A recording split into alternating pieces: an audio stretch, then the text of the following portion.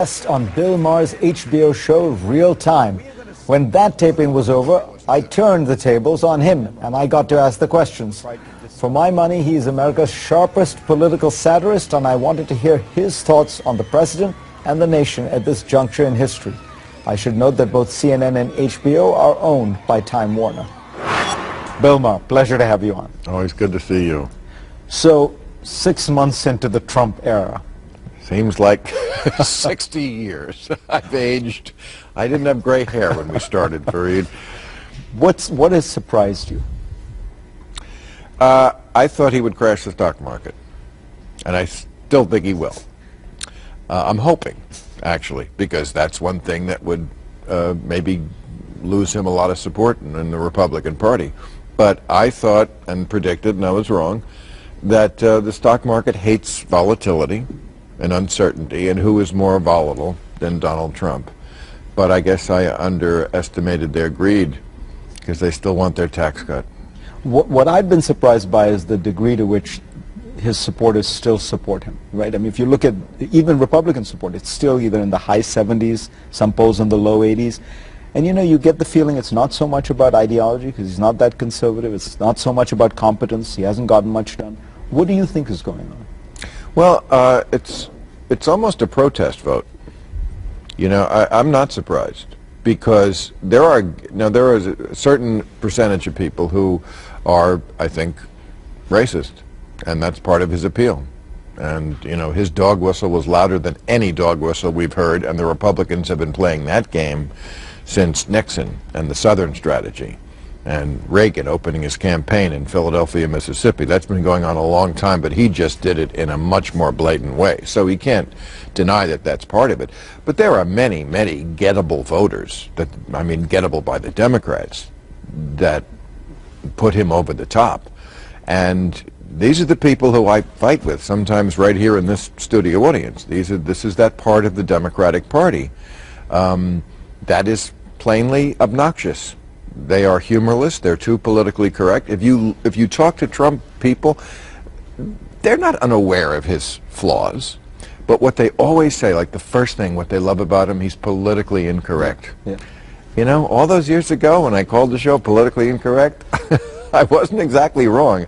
I failed miserably at driving a stake through its heart. But that was a problem, and it is a problem, and we've been joking on it, and he played that, and he still plays that. And they love that, and they would, even though they know that he's bad in a lot of ways, they would rather be on his team than those insufferable people on the left. That's how they think. What do you think it is? It's a really interesting thing that I've grappled with in America. Is it, there's almost a sort of puritanism within the culture that says we're going to shame, we're going to censor, you know, that you can't say these things. Because it's very different, as you know, in a place like Europe. You don't have it. There's a peculiarity to the way in America, on the right and left, but particularly on the left, there is this puritanism of, you know, the things you can't say. And it's getting worse. I don't know how long I'm going to last. Really, I mean, it's worse every year. The things that they go after people for now. I mean, your colleague, I don't agree with him, Jeffrey Lord. I mean, CNN got rid of him because he said Zig Heil on a tweet. It was a joke. This has got to stop. This idea of people have to go away if they've offended me, even for one moment. How about just move on, turn the page, go to the next thing in your life. This idea that you cannot suffer one moment of pain, this comes, I think, from bad parenting. You know, these are the kids, these are the millennials, sorry millennials, but, you know, these are the kids who, you know, grew up yelling at their parents, something that never even crossed my mind that I could do, and parents negotiating everything, and this sense of entitlement that I should never feel any pain, even the pain of someone disagreeing with me. There's an alarming number of millennials who really don't even believe in free speech, because you know what? Free speech could lead to hurt feelings. Who gave these kids these priorities? The Google guy who was fired for posting a memo in which he tried to discuss, well, no, he may have been right or wrong, but to be fired for expressing your views every week, and colleges are completely out of control. I mean, the good side of it is that people are on the case now. I mean, like, I remember when I was pretty much alone screaming about this. This goes back to the 90s. And I think a lot of people, the mainstream people, get this now, that, you know, colleges are not doing what colleges are supposed to do, which is broadening people's minds. They're doing the opposite. So you think it could change? You think that there's... It has to. And I also have heard encouraging things from people about the generation that's coming up behind the millennials. You know, every generation usually rebels against the one that came before them. And I think part of it is a rebellion against political correctness that I hope happens, and also against social media. Social media is not benign. People attached to their phones like that, getting all their news from just what someone shares on their Facebook page. This is not the way you get news if you really care about what's going on. And I think there is a generation that I hope is going to rebel against that, because, you know, I don't take pictures. People always are asking me to take pictures, and I say handshake, hug, eye contact, and usually they get it. Sometimes they don't even hear me, and they lift the phone anyway. Yeah. I'm like, hello, I just said I don't do it. Oh yeah, I'm sorry. It's just so automatic that life is through there. Has to come through a screen. It's killing us. Don't go away, we have much more with Bill Maher. Back now with much more of my interview with Bill Maher. We recorded at CBS Television City in Los Angeles, where he does his HBO show Real Time. The program is now in its 15th season. You've spent a lot of time talking about what the Democrats should do. Yeah. So where do you, when you look at this issue of should they move more left, should they move more right, what's the answer? I think that's not the question. There is, of course, there always is going to be in a big party a difference between the center left and the far left. It's more how you fight the battle. They're just not good at politics. The Russia story is a great example. How can they not make that stick? I mean, these people were colluding with the country who, for my whole life, was the enemy. Even after communism fell, we found out, oh, okay, there were things that were deeper than communism that separated us. And Vladimir Putin certainly has ties back to those days, and he is not our friend.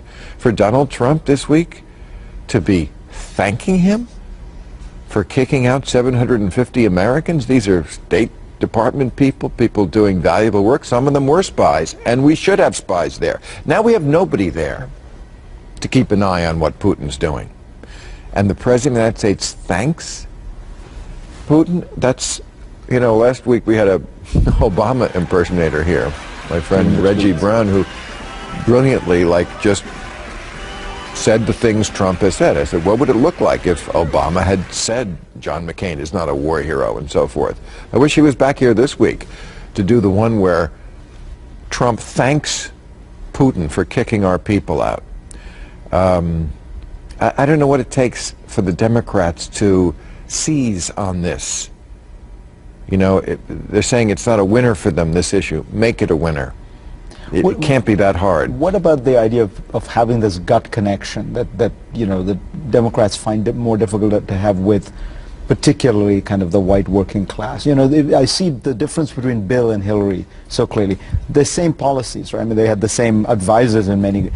People felt like Bill Clinton got them, just at the gut, and they felt like Hillary was aloof, distant. And that's how Trump voters and lots of Americans feel about Trump. I mean, so you've got to find the right person. Well, you know, there's a funny part in your special about why people went for Trump, where the guy says this guy craps in a gold toilet, and he got the working people to vote for him. But you know, a great point is made that, you know, the problems that we had a generation ago in urban America are not the problems you see in, you know, white middle America. Yeah. You know, drug overdoses and families breaking up and joblessness, and, you know, the center of town looks blighted. And I mean, I travel this country doing stand-up all the time. I've seen it. Yeah. That's why one reason I thought, oh, Trump could get elected. You know, you drive through a lot of these cities, just from the airport to the hotel to the gig, and you're like, ooh. Wow, this place looks like crap. Somebody could win an election here. Yeah. Do you think is the circus of Trump sort of, is it entertaining people? Well, I mean, how it's great for you, obviously. But It's good for business. But I can't deny. But is there a danger that the circus becomes the new norm? Well, there's definitely a danger. I mean, I have gone through some very dark moments right before the election, right after it, because, look, he's besieged now by the Russia investigation, and he can't get his legislation through Congress and so forth, but it's only 6 months in. Say the Russia card is played out. Doesn't necessarily mean it's going to work. He could survive the whole Russia thing. And usually, you know, when you go after the leader and you don't get him, he becomes stronger. He totally wants to be a dictator. It's so obvious. The people he admires in the world, Putin, even Kim Jong-un, he said, is a smart cookie. It wasn't that long ago he was I would be honored. I'd be honored to rain fire and fury on you. You know, Sisi in Egypt and Duarte and the nut in Turkey, and these are the people he likes. He so wants to be that guy who can do whatever he wants. I asked the panel last week, do you think, Ralph Friedman said, do you think Putin has ordered people killed? He said, absolutely. I said, do you think Trump would do that if he could? No. I do. I think if Trump could do that, he would do all the things dictators do. So yes, that's very frightening. And if he were, let's say, if Mueller came up with something substantial, a lot of people wonder, Trump may just go to the mattresses. You know, he may fight back. He may do. Richard Nixon accepted the verdict in a sense of the American judicial system. Would Trump? I don't know if he was going to accept losing this last election. I mean, right up until the moment he lost, it was all about it's rigged. The whole thing was rigged. It's unfair. Now he's talking about how, oh, you know, it's just an excuse, this Russia thing. Just an excuse, he tells his people, to take the election away from you. Yeah, once somebody like that gets power, I don't know if you're going to get them to give up, nor do I trust the voting next time. This is an ongoing problem. This isn't just something that happened once, the meddling in the election. They're going to do it again. Comey said so when he testified before Congress. He said they're going to come back. This is crows who found something to kill, and they like that nest, and they're not going to just go away quietly until we stop them. But the president, who's supposed to be our commander-in-chief in this war, and it is a war, is AWOL in the battle. To me, that's impeachable. So here you are, I mean, you do comedy, and you you sound like you're having some dark thoughts. I am. I mean, he sued me once. I can only imagine if he had dictatorial powers, what he would do to people he doesn't like. I mean, it's obvious that if you're not on the side of just completely kissing his behind, then you're an enemy. I mean, he goes after Mitch McConnell and his own attorney general. What do you think he would do to somebody like me if he ever heard the things? Thank God he doesn't watch the show. People say, you think Trump watches the show? I hope not. Please, I hope he does not watch the show. Otherwise, you'd be in jail. I could be. Bill Maher, pleasure to have you alive and free. Okay. Yeah, for as long as... Minister of Australia twice, and he served as foreign minister in between his 2 terms as PM. He is now president of the Asia Society Policy Institute. And Victor Cha is the Korea chair at the Center for Strategic and International Studies. He was director of Asian Affairs at the NSC during the George W. Bush administration. Kevin, let me start with you. How do you think people in the region are reacting, countries in the region are reacting to this ratcheting up of rhetoric that has taken place over the last few weeks by North Korea certainly, but also by the Trump administration in a fairly unusual way?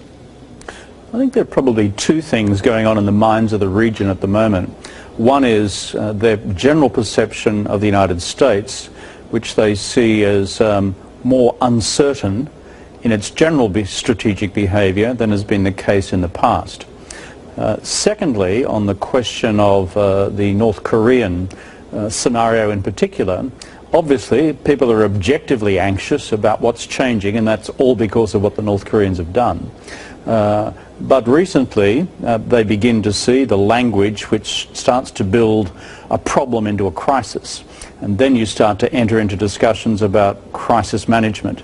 And that's when I think people become particularly anxious. That's the mood I pick up. Victor, do you think that this kind of rhetoric can spiral out of control? Well, Fareed, I certainly hope not. On the one hand, I do think that the rhetoric has gone up, but at the same time, I'm not certain how much comments by the U.S. President would actually change North Korean behavior.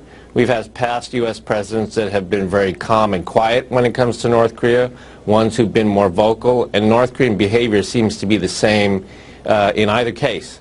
So to me, the most important thing now is to avert miscalculation. And in that sense, some of the very strong statements by the U.S. this past week may actually help to reinforce deterrence. We have to remember in 1993, Bill Clinton once said that if North Korea used a nuclear weapon, it would be the end of the country as they knew it. And that was a pretty strong statement of deterrence. But Kevin, as Victor Cha points out, nothing has really changed North Korea's behavior. You could act tough on them and threaten. You can be less threatening. There are many who say, look, this is a country that is buying insurance against what appear to be an array of world powers that want to get rid of it. Maybe we should be trying another tactic, trying to see if there's a way to talk to them, try to see if there's a way to negotiate with them. Certainly, the Trump administration keeps saying it's changing policy, but it strikes me this is the same policy. It's been threats, threats, threats, sanctions, sanctions, sanctions for 30 years, really. This is a regime, as Victor, who's an expert in the field, has correctly said, has been through it all before. But they're also dealing with a president who, in my judgment, is unique in many respects compared with his predecessors since the period of 1993, which Victor referred to before. Unique in what sense? Well, unique in the sense that he sees a virtue in his own strategic unpredictability. He's actually said that, not specifically in relation to North Korea, but more generally. And secondly, with President Trump, there is this whole notion that his is a muscular presidency when it comes to international action, and that, I think, creates a fresh set of new uncertainties. The key thing that worries me, though, and I've just come back from China yesterday, Fareed, is when people discuss the possibility of unilateral U.S. military action against the North, the Chinese baseline conclusion is this is just one huge bluff. And as a consequence, that results in a Chinese view that, yeah, we'll do a few things to try and talk the North Koreans into coming around to a more reasonable posture, at least freezing what they're currently doing. But at the end of the day, if the North Koreans evolve into a fully replete nuclear weapons state with ICBMs with miniaturized warheads on top, then, well, the Chinese view is the US will then just have to accept that reality. And what none of us know is whether President Trump will ultimately accept a position in history which says, I'm the guy and it was on my watch that this state finally crossed the threshold of constituting a threat to the US mainland. US policy toward China on this issue, it seems to me, should be far more strategic, sustained, and less about angry tweets, kind of braggadocio, bravado, the kind of rhetoric. You've dealt with China all your life. You speak Mandarin fluently. What is your sense? How should Donald Trump be dealing with China? Look, with anyone dealing with Xi Jinping, this guy is a serious hardhead. He's a serious hard ass. I mean, this guy has been around for a while. And if there's going to be a serious conversation here about the future of the Korean Peninsula, it has to be conducted in clear, bottom line, but quiet terms between one administration and the other. The question of Chinese historical paranoia about the Korean Peninsula is absolutely fundamental in this, and you've therefore got to deal with it in a comprehensive way and not just pick out the nuclear bit and say, that's the only thing we're concerned about. That's what my advice would be to the administration, and for all I know, they may be doing that through their own quiet diplomatic channels as well. Victor, do you think that that's the kind of strategy? And again, it seems to me if that is the strategy, angry denunciations and tweets aren't really helping.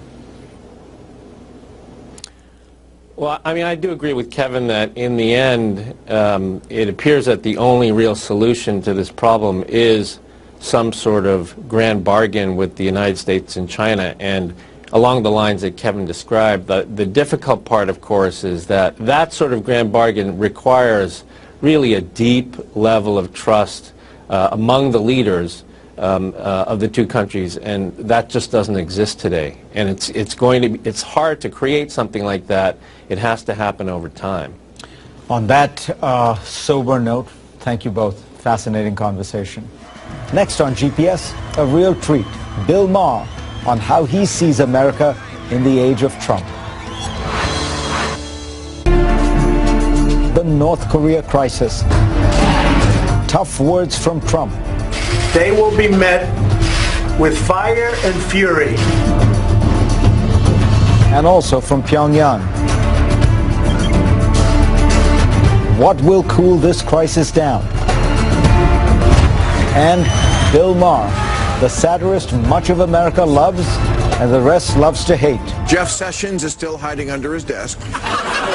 And Rex Tillerson will now be reporting directly to Putin. We'll talk about President Trump, of course, D.C. dysfunction, and how the world views America today. But first, here's my take. How did we get here? Why does it appear that we're on the brink of a war in Asia, one that could involve nuclear weapons? North Korea has had nuclear weapons capacity for at least 10 years now. Have its recent advances been so dramatic and significant to force the United States to wage a preventive war? No. The crisis we now find ourselves in has been exaggerated and mishandled by the Trump administration to a degree that is deeply worrying and dangerous. From the start, the White House has wanted to look tough on North Korea. In the early months of Trump's presidency, before there could possibly have been a serious policy review, Secretary of State Rex Tillerson warned that the era of strategic patience with North Korea was over. Trump, of course, went much further this week. They will be met with fire, fury, and frankly power, the likes of which this world has never seen before. Trump has made clear that the United States would respond to North Korean nuclear threats, rhetoric, with a massive military strike possibly involving nuclear weapons. Is this credible? No. The United States is not going to launch a preventive nuclear war in Asia. Empty threats and loose rhetoric only cheapen American prestige and power, boxing in the administration for the future. So why do it? Because it's Trump's basic mode of action. For his entire life, Donald Trump has made grandiose promises and ominous threats and never delivered on either. When he was in business, he frequently threatened to sue news organizations, but the last time he apparently followed through was in 1984, over 30 years ago. In his political life, he has followed the same strategy.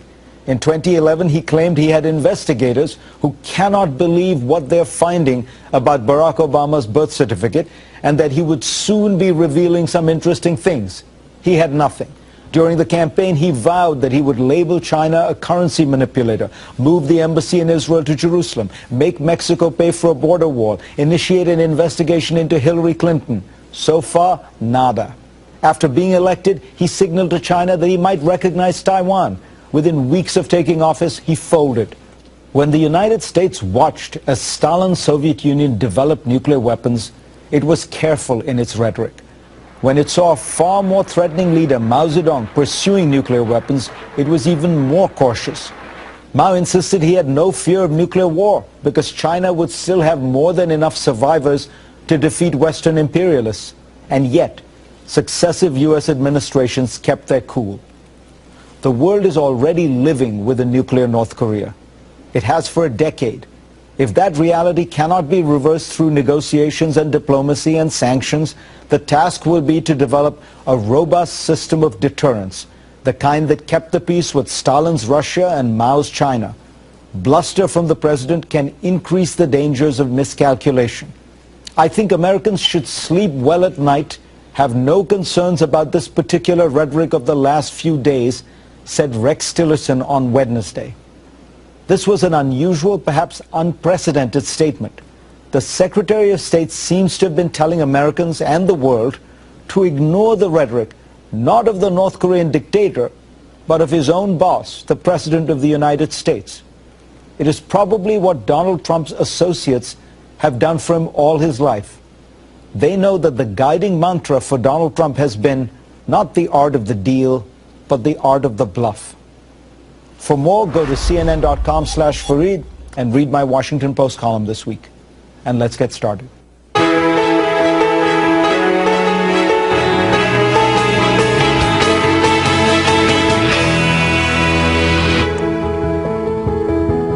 We'll get back to North Korea, but first we must begin with the horrifying events in Charlottesville, Virginia this weekend.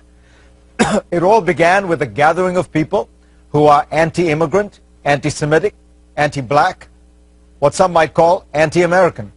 These racist protesters were there to oppose the removal of a Confederate monument. The events ended with a terrifying scene as a car drove into a crowd of counter-protesters, injuring many and killing one. The president responded, but disturbingly didn't single out the racists, instead condemning, quote, hatred, bigotry, and violence on many sides, unquote. Let's bring in a panel. Melody Barnes was director of the White House Domestic Policy Council under President Obama.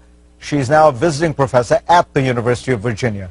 Rick Perlstein is a historian of American conservatism. Also a historian, Tim Naftali was director of the Nixon Presidential Library, and before that also taught at the University of Virginia.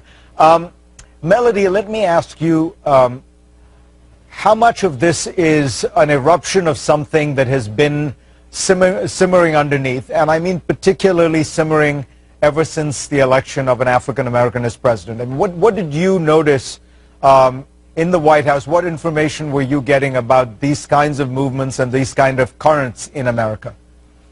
Well, first of all, Fareed, thank you so much for having me this morning. And I actually want to go back further than this past election or my time in the White House. And I would say to the nation and to your viewers that we can't view what happened yesterday as a Charlottesville problem or a Virginia problem, that this is the American problem, that the roots of what happened yesterday go back to 1619, to the founding of our country. And we will not only do ourselves a grave disservice, but we will inflict more harm on ourselves as a country if we don't contextualize what happened yesterday in the roots of white supremacy and entitlement that led to a young woman being killed yesterday. But it is a scene that we have seen over and over and over in our country through slavery and through lynchings and through the civil rights movement that led us to yesterday. And until we have a cold, hard, honest look at our American history and the DNA of America, we will not be able to deal with these issues. They were further inflamed, I believe, as people reacted and responded to President Obama's election in 2008 and re-election in 2012. And certainly President Trump has created an enabling environment through his statements over the last many years. But this is a history that belongs to the ages. Rick Perlstein, you have studied and written a lot about the right in America. Is it fair to say that this has always been, to take the modern version of what Melody Barnes was talking about, there has always been this undercurrent within some elements of the conservative movement, or is that unfair? I think that's very fair, and I endorse profoundly the substance of what Melody Barnes is saying.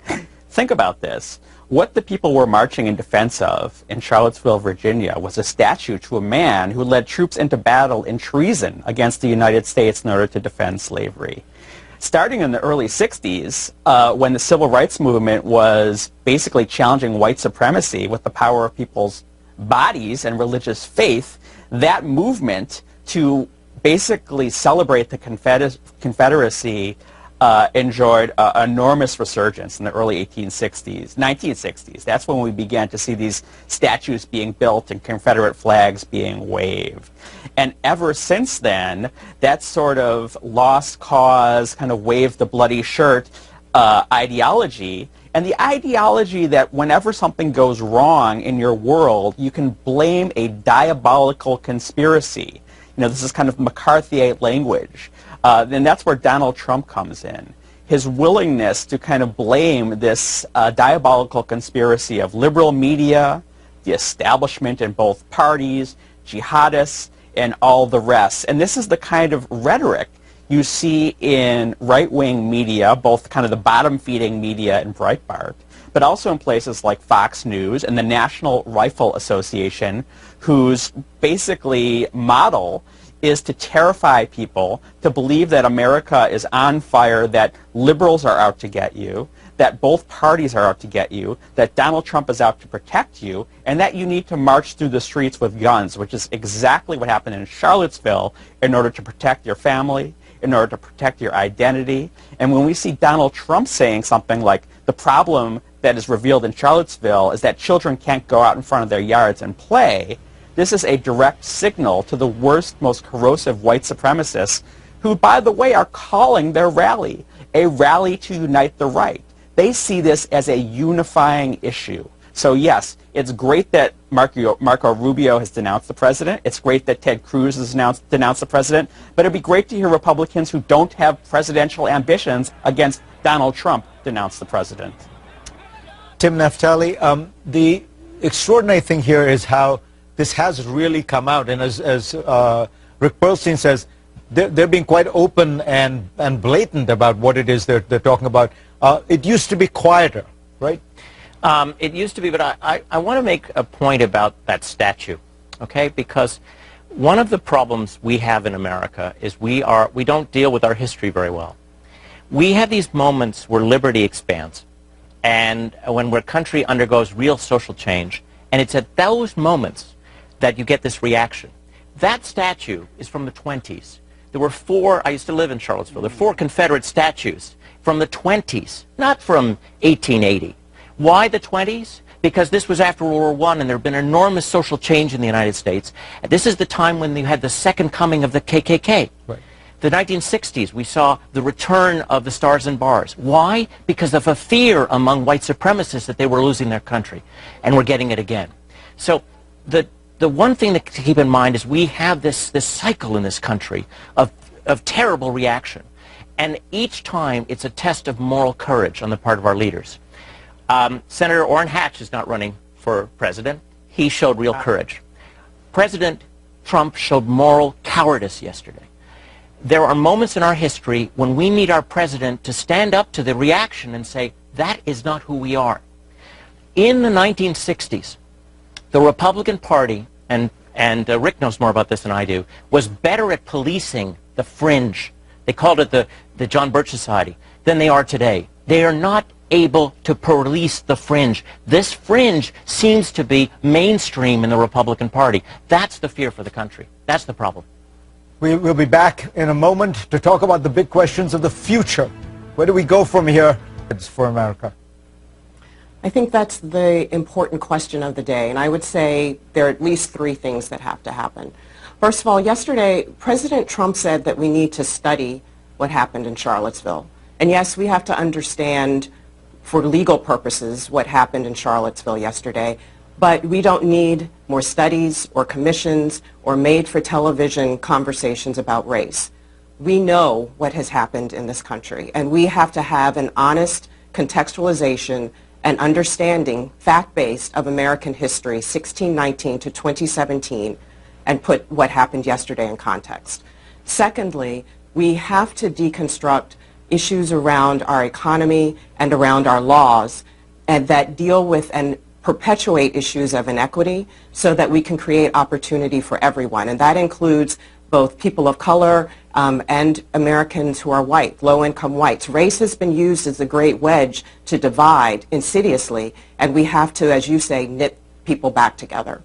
And finally, we also have to deal with issues of culture in America and American identity and broaden American identity so that we actually address the founding ideals of our country, breathe life into them, and make this a country for everyone who lives here, and deconstruct the issue of and the myth of American supremacy and entitlement that led to what happened yesterday. What makes America great is also something that's quite fragile. It is the American idea of individual rights and liberties, and we have to today go forward to protect that, but also to breathe life into it.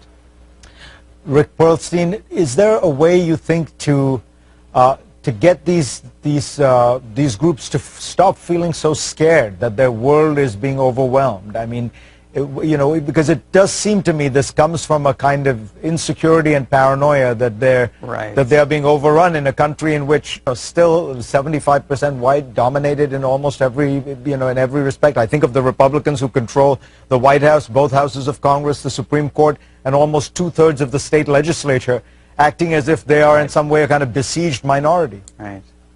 Well, there'll always be an extremist reactionary fringe in America. You're never going to get rid of that. What you need to do is disempower them. And I'm afraid to say that, it's fashionable to say we need to knit the country together by ratcheting down polarization. But I think prior to that, we have to defeat the anti-American thugs who have taken over operational control of one of our major political parties. So basically, these people are kind of barking in the wilderness instead of being amplified by the President of the United States.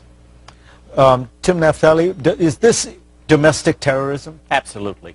This is a defining moment for the Republican Party. Let's talk about domestic terrorism. Let's talk about our concern about foreign terrorism, ISIS, and domestic terrorism. Let's not make it seem that we take one seriously as a problem and the other one we treat only as a law enforcement issue. The FBI has a good record on going against the KKK. What we don't have a good record of as a people is using our soft power, our rhetorical power, to say that it is unacceptable to be a white supremacist and a neo-Nazi in America.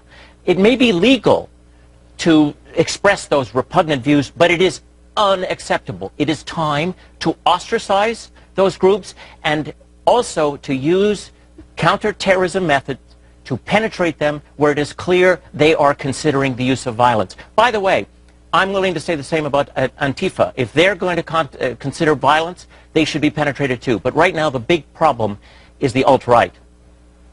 Tim Naftali, Rick Perlstein, Melody Barnes, fascinating conversation. Thank you all. Next on GPS, the Korea crisis. Is all the back and forth between Trump and Kim Jong-un bluster, or is a war in Asia really possible? I've got a great panel when we come back. His team. Program this week. I will see you next week. Hey, I'm Brian Stelter. Welcome to our viewers in the United States and around the world. This is Reliable Sources, our weekly look at the story behind the story of how the media really works and how the news gets made. Coming up here, exclusive reporting about President Trump and media mogul Rupert Murdoch. Plus, a look at how big money lawsuits are endangering newsrooms. But first, breaking news. The White House now responding to overwhelming criticism of the president's Saturday statement about the violence in Charlottesville. His speech will be remembered, and not fondly, as the many-side speech for not explicitly calling out and condemning the white nationalists, the racists and anti-Semites who came to Charlottesville and protested on Friday and Saturday. Now, on Sunday morning, the White House attempting cleanup. This is a statement just out from an unnamed White House official.